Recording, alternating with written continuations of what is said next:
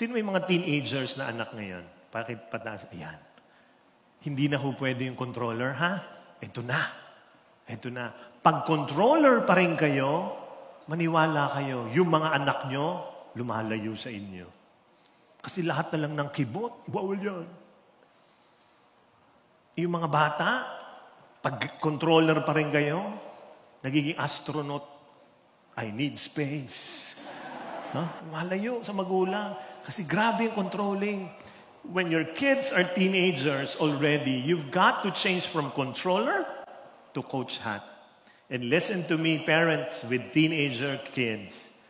Teenagers do not need too much information from parents. They don't need too much information from parents. You know what they need? Inspiration.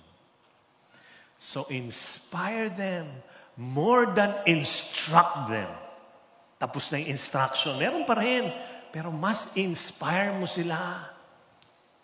At ito yung pinaka-message ng coach.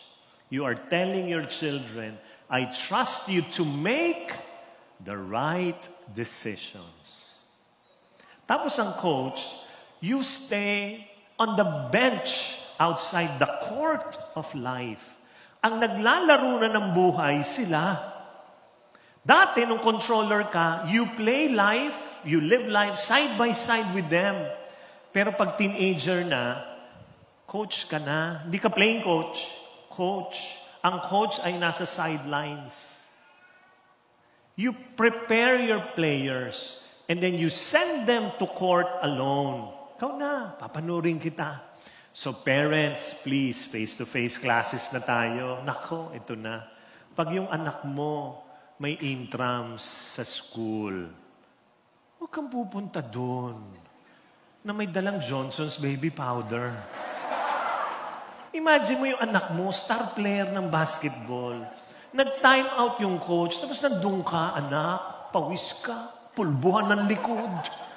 Imagine mo yung anak mo nagdi-dribble ng bola, may pulbong lumalabas sa likod. Kakahiya. Di ba? Wow!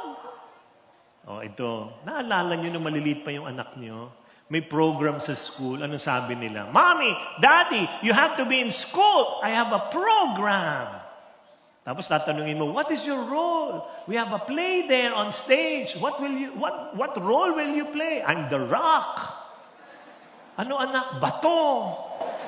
Bring your camera, your video. Video me. Video me, nakatayo lang naman siya. Bato eh.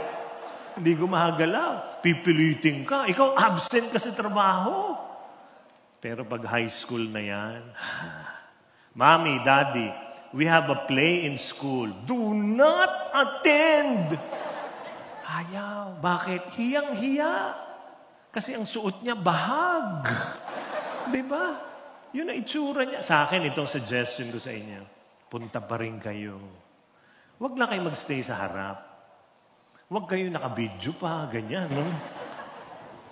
Stay at the back and invest on long-range lenses. Set up kayo dun sa likod, di ba? Picturean nyo siya, video nyo from afar. Tapos pag wedding na ng anak nyo, ipalabas nyo. O, ayan anak, nakabahag ka, ha?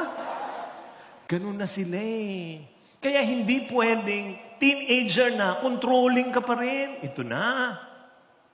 Coach ka na. Pinanunood mo sila. Pagpalpak, tawagin mo, uy, ganito gawin mo. O ikaw, patingin nga. Iba na eh. Pag hindi kayo nagbago, mahihirapan kayo sa relasyon sa kanila. Tapos, pag hindi na sila teenager, nagtrabaho na, may sarili ng pamilya, ay, tanggal na ito. Hindi na ito pwede. Ito na.